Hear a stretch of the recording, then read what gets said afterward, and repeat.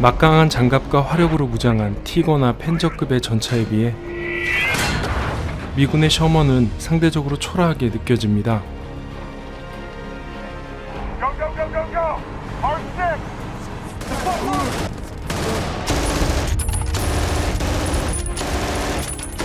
그리고 히틀러의 전기톱이라 불리우는 MG42의 소리가 들리면 미군은 공포에 떨어야 했습니다. 그러나 미군에게도 압도적으로 우수한 병기가 있었습니다. 바로 오늘 소개할 M1 게런드입니다.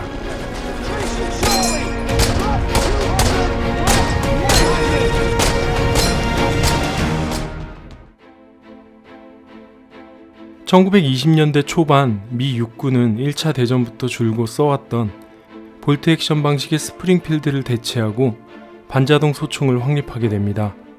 1931년 M1 게런드는 M1903 스프링필드를 대체하는 표준 제식 소총으로 미군에서 공식 채택되었습니다.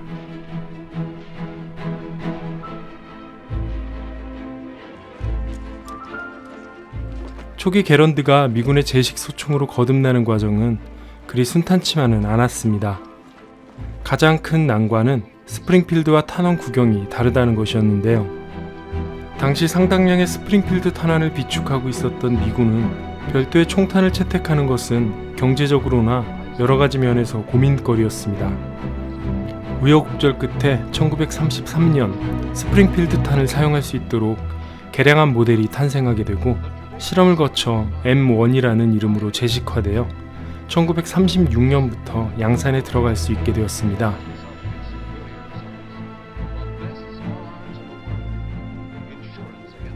2차 세계대전 당시 다른 참전국들은 모두 볼트 액션 소총으로 무장했었습니다.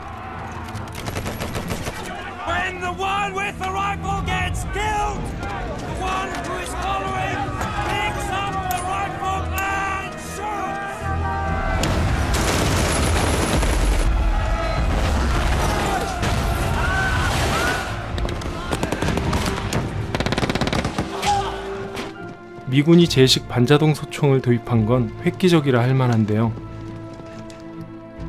탱크나 기관총 같은 기술적 우위에 있었던 화기를 보유했던 독일조차 일반 사병들에게 반자동의 제식 소총을 지급하지 못했기 때문이죠.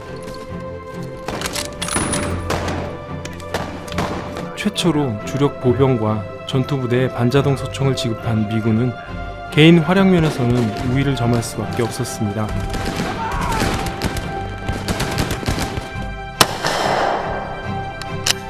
볼트 액션은 놀이새를 손으로 잡아당겨 탄피를 배출하고 다시 놀이새를 밀어 탄약을 재장전해야 하는 방식으로 발사 속도가 상당히 느리고 재장전 시 조준점이 흐트러진다는 단점이 있었습니다.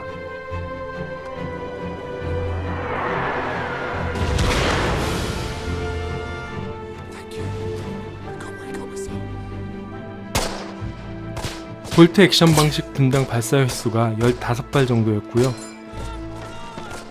게런드의 분당 발사수는 무려 50여 발에 다다릅니다.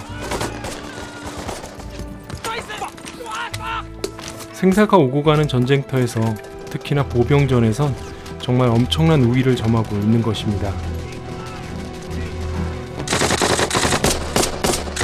2차 세계대전을 배경으로 하고 있는 영화에선 톰슨 기관단총과 더불어 늘상 같이 등장하게 되죠.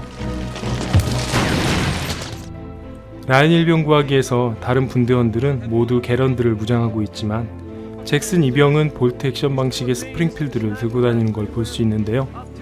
물론 저격수로 등장해서겠지만 여전히 스프링필드를 지급받아 싸우던 미군도 적지 않았다고 합니다.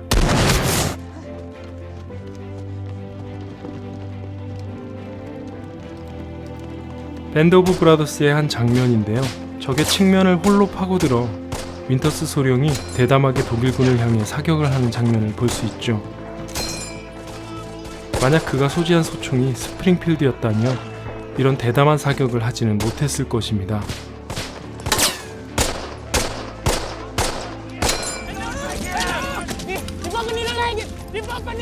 그리고 만약 FM이 들고 있던 총기가 게런드가 아닌 볼트 액션 방식의 일반 소총이었다면 버팸은 끝까지 겁쟁이로 남았을지도 모를 일입니다. 하나, 둘, 셋, 넷, 5명이니까 장전하다 잡히겠네요.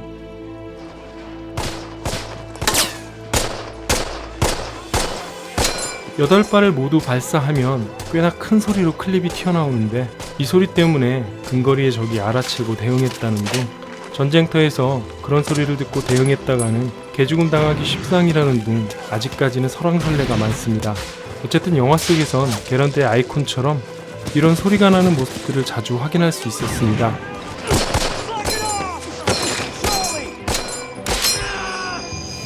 단점으로는 M1 게런드의 장전 방식이 탄창식이 아니라 클립식이었고, 클립 삽입과 동시에 누리새가 자동으로 튀어나와 장전 중에 손가락이 씹히는 사고가 잦았다고 합니다.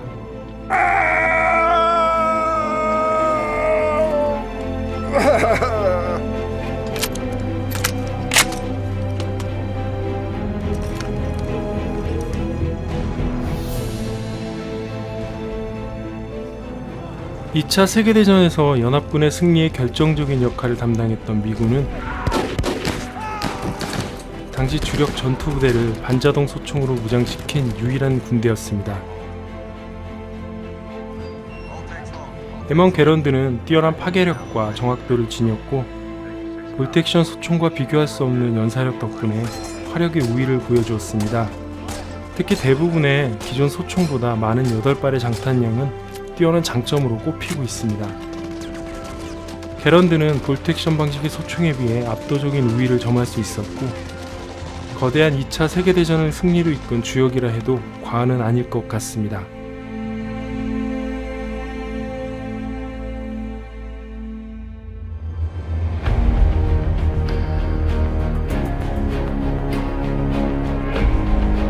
마블 영화에선 소시적 캡틴이 이 비브라늄 방패가 아닌 M1 게런드를 들고 훈련받는 모습을 확인할 수 있었고요.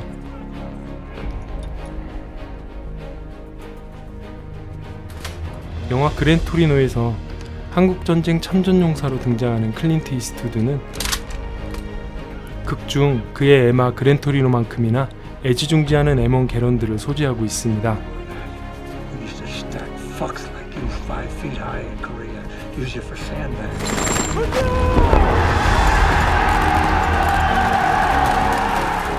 게런드는 한국전쟁을 소재로 한 영화에서도 쉽게 찾아볼 수 있습니다.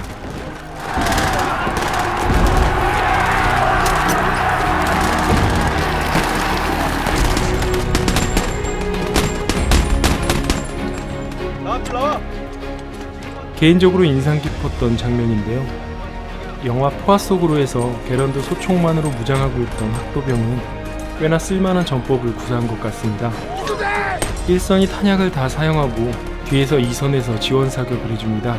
그리고 그 시간 동안 1선에선 다시 탄약을 장전하고 사격에 나섭니다. 헬름 전투에서 군수들이 한 발씩 교대로 사격했던 것처럼 말이죠.